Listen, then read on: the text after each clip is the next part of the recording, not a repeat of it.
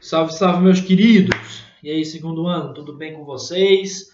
Como é que estamos? Estamos tranquilos? Meus amores, é o seguinte. Antes de começar a aula de hoje, nós vamos para alguns informes para vossas senhorias. Primeiramente, gente, essa é a última aula gravada, né? Então, essa aula do capítulo 7, que a gente vai ver agora, ela é a última aula que será gravada. Capítulo 6, desculpa. Ela é a última aula que será gravada, então. As próximas aulas, como vocês receberam o horário, serão ao vivo. Serão por streaming lá na Microsoft Teams, tá certo? É lá que faremos, então. Quartas-feiras, Sociologia e Filosofia. Sextas-feiras, Sociologia. Tá certo? Então é a nossa última aula gravada, essa e a de Sociologia, que daqui a pouco eu já mando para vocês também. Tá certo? Então vamos nessa e semana que vem ao vivo na Microsoft Teams. Beleza? Gente, o capítulo 6 de vocês chama Tecnologia e Sociedade. E tem como principal intuito debater como a filosofia enxerga ao longo do tempo a ideia de tecnologia, né? Como que a gente se apropria da ideia do tecnológico, né? Como que a gente se faz a partir da tecnologia. Então a gente sabe, né, meus queridos, que a condição humana, o desenvolvimento das sociedades humanas é um desenvolvimento também do desenvolvimento tecnológico. À medida que vai se modificando as relações próprias da tecnologia, as nossas sociedades também vão se transformando, né? As descobertas vão trazendo mudanças sociais e humanas estritamente significativas, né? Essa é a grande ação que a gente tem que trazer e é o que esse capítulo procura refletir junto com a gente, né? Então, por exemplo, quando o homem descobre o fogo, há uma mudança contínua na sua realidade, né? Imaginem vocês estão lá, comem frutos e tal, de repente vocês descobrem o fogo, amplia-se a margem da sua alimentação muito grande, né? Cozinhar grãos, né? A possibilidade de começar a comer carne, diversas coisas vão se modificando a partir de então, né? Então é uma tecnologia nova que modifica as nossas estruturas, né? Então o homem primeiramente vivia de maneira certamente sedentária, coletando e caçando, descobre o fogo, melhora a sua condição de vida, ele começa a produzir mais alimentos, mas ainda em condição nômade, de repente, bom, mais uma grande invenção tecnológica que foi a revolução agrícola, né? A descoberta da agricultura. A descoberta da agricultura já nos possibilitou a ser menos nômades, até chegar um momento que a gente passa a ser totalmente sedentário, né? Aí vocês começam a perceber o desenvolvimento da história que vocês estudam lá com Daniel, né? A história ela inicia com o sedentarismo, né? Primeiramente o sedentarismo, os caras começam a procurar as margens do rio, né? Rio Nilo, Rio Tigres e Eufrates, né? E começam a procurar lugares férteis para não precisar mais andar de um lado para o outro. E a partir desse momento que eles procuram esses lugares, eles se assentam, as primeiras grandes civilizações começam a surgir, porque o nomadismo, o fim do nomadismo, né, o início do sedentarismo, ele nos traz a possibilidade da criação das cidades, né? E essa criação das cidades vem com um aumento populacional, uma complexificação das cidades, tudo por causa desse fim do nomadismo que veio junto com a agricultura, né? E a partir desses novos elementos, em si a tecnologia vai promovendo uma mudança gigantesca na nossa realidade, à nossa volta, em tudo que nos cerca e tudo que a gente faz, né? A sociedade começa a se organizar de maneira mais complexa, começa a ter necessidade da matemática para a contabilidade, começa a existir a ideia de Estado, começa a existir a ideia de proteger as nossas bases, ou seja, a ideia de exército, a ideia de defesa, tá certo? Então, todas essas novas tecnologias que vão dando margem para a gente inventar e criar novas coisas, né? De nos trazer essas ações e muito do que somos as tecnologias que nós nos empregamos, né? Então, ao longo da filosofia, muito tem que se pensado nos efeitos dessa tecnologia, né?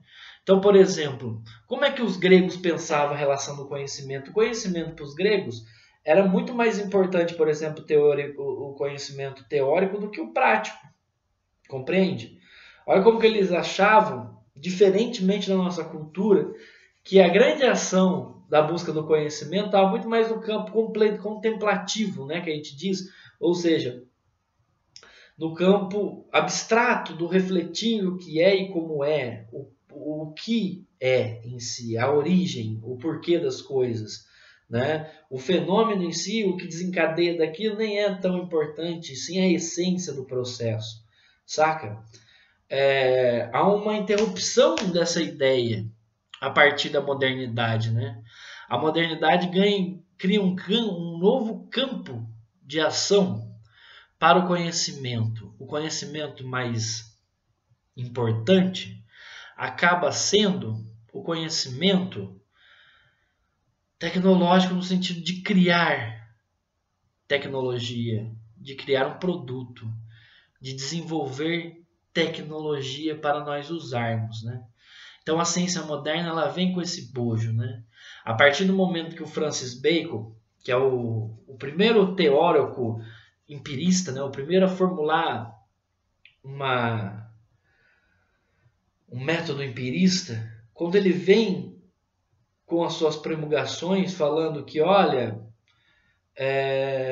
a filosofia deve servir para a dominação do homem sobre a natureza, para melhorar a sua vida, né? Então ele cria um novo processo, um novo porquê do conhecimento.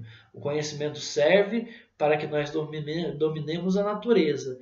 Criamos dispositivos novos que nos façam dominar a natureza e tornar nossa existência melhor, né? Criamos um novo paradigma sobre o uso da tecnologia, né? Ali no finalzinho da página 38, tá lá, ó. O filósofo moderno Francis Bacon compreende que a finalidade da ciência deve ser uma utilidade clara, dominar a natureza para servir o ser humano. Isso quer dizer que a finalidade da ciência deve ser a de produzir tecnologia, uma vez que será justamente ela que permitirá o desenvolvimento dos meios de ação e de dominação de natureza. Tá certo? Assim, no mundo moderno, a tecnologia não é apenas uma das consequências da ciência, mas a própria finalidade fundamental da ciência. Isso gera o boom tecnológico que até hoje nós vivemos. Tá certo? Então, a partir de Bacon, a finalidade última da ciência não é apenas descobrir o porquê e como é e de onde veio, mas a principal finalidade da ciência se torna produzir tecnologia para a dominação da natureza. Por isso que o capitalismo ela se assenta tanto na necessidade desses meios de conseguir esse domínio para produzir mercadorias e expandir o comércio e a produção, tá certo? Então começa-se ali da modernidade essa nova impressão sobre o que é a tecnologia e como ela deve servir, né? Como o conhecimento deve servir à tecnologia, tá certo? E daí nós temos vários autores que vai tratar dessa coisa entre tecnologia e conhecimento ao longo da filosofia, né, amores? O primeiro que cita aqui é o que a gente mais já falou ao longo da sociologia e da filosofia, que é o Marx, né? O Marx não tem como a gente não pensar nas relações de tecnologia para abordar as relações da sociedade, né? O próprio Marx, quando ele fala assim, olha, somos seres históricos de nossa época, né? O que ele quer dizer quando ele remete a isso, né? Ele diz que a forma como compreendemos o mundo é a forma como produzimos o mundo, né? O mundo é nada mais nada menos do que a maneira pela qual os seres humanos se organizam para produzir aquilo que eles necessitam.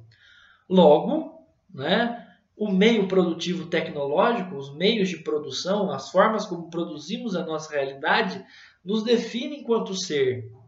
Então é essencial, na perspectiva marxista, que não tem como a gente pensar sociedade sem pensar tecnologia. Porque as formas de produção demarcam o que somos em si, nos faz esse homem, esse sujeito histórico X, tá certo? Então, como Marx ele é um materialista histórico, né? Então a materialidade é que circunda toda a existência. Se eu compreendo as formas de produção de uma época, eu compreendo essa época, porque tudo que existe advém desse campo, do campo produtivo, do campo tecnológico, do campo da produção. Tanto o campo da produção em si, as tecnologias produzidas, como se organizam as pessoas em torno dessa tecnologia para produzir esse mundo material, né? Então, como que se dá a divisão de classes sociais, como que se dá todas essas ações? É uma ação direta de comunicação entre o homem e a natureza, e como ele transforma da natureza, como ele pega da natureza e transforma no que ele necessita.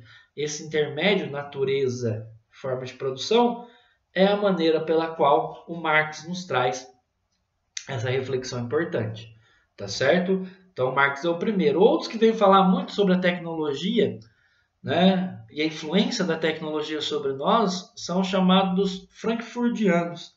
Esse ano a gente vai ver melhor eles, aqui só está citando, mas nos capítulos seguintes a gente vai ver melhor eles, tá? Mas os frankfurtianos, gente, basicamente é uma corrente do século XX, né, uma corrente filosófica do século XX, que permeia a compreensão da sociedade a partir de dois métodos principais, assim.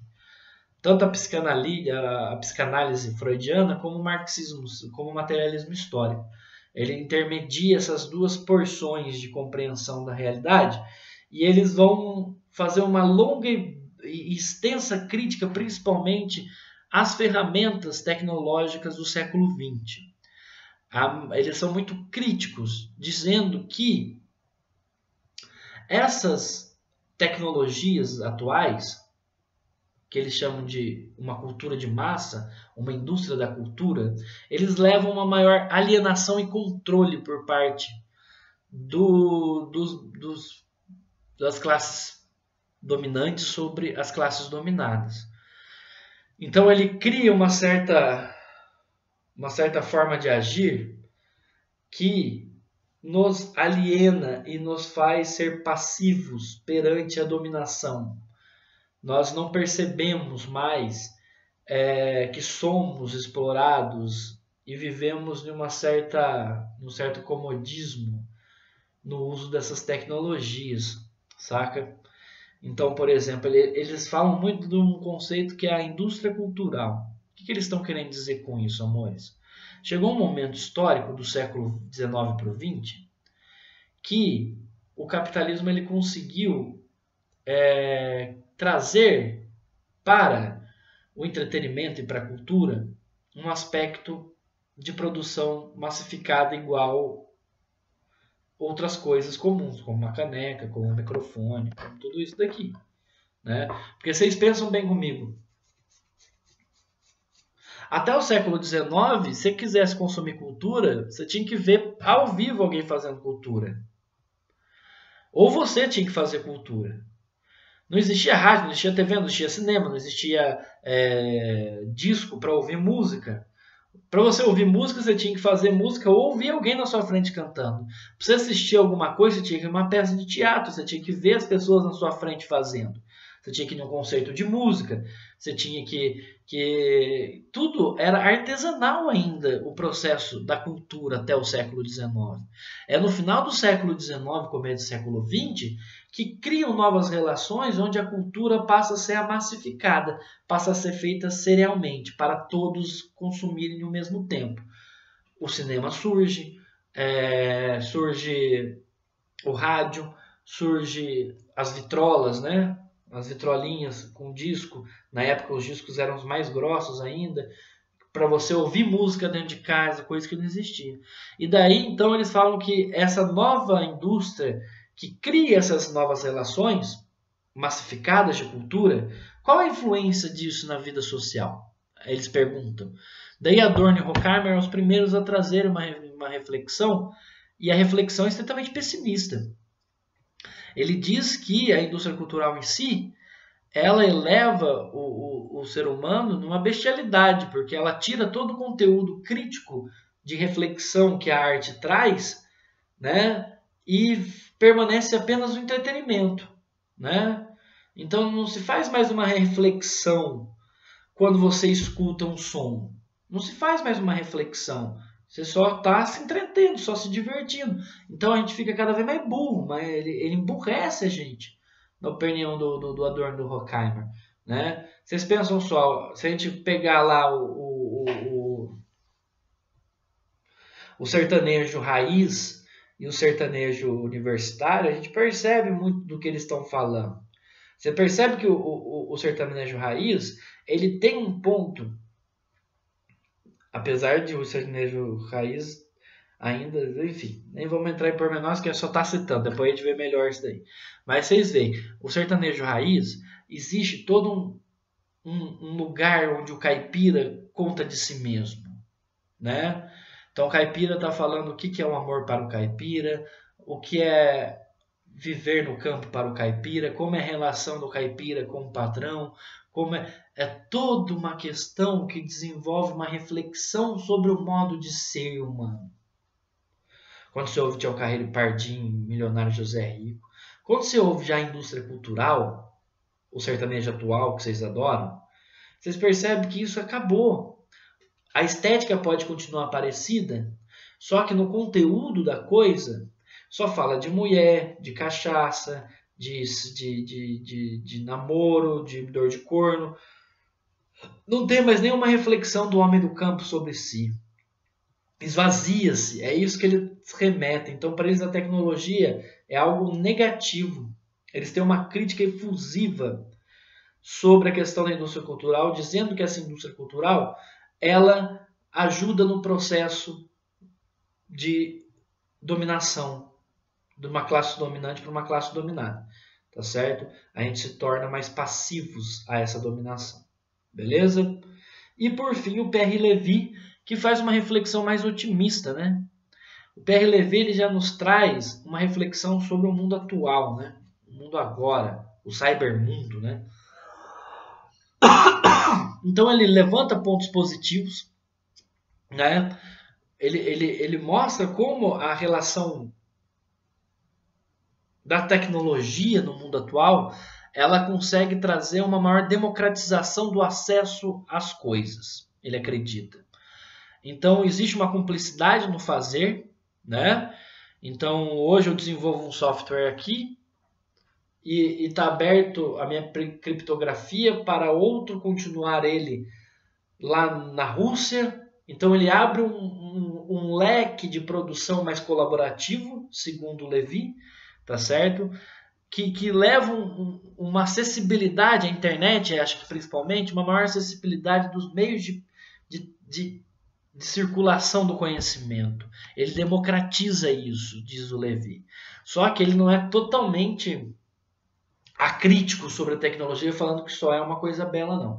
Ele também pontua coisas importantes a serem pontuadas. Ele por exemplo, ele diz sobre a questão da exclusão digital. Que ele fala que realmente esses aparelhos, essas tecnologias, elas são excludentes também.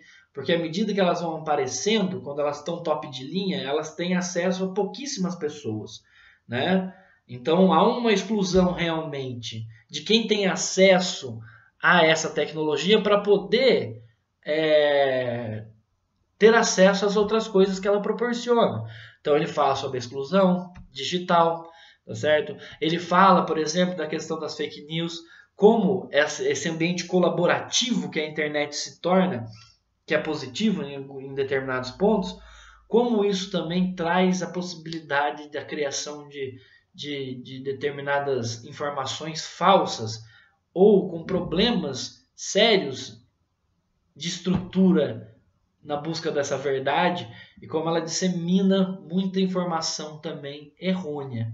Então ele faz esse contraponto, ele traz os aspectos positivos dessa tecnologia, mas também nos faz refletir sobre os outros aspectos negativos no qual ela proporciona, né? Por exemplo, no tempo de hoje, talvez os aspectos negativos estão sendo superdimensionados, né?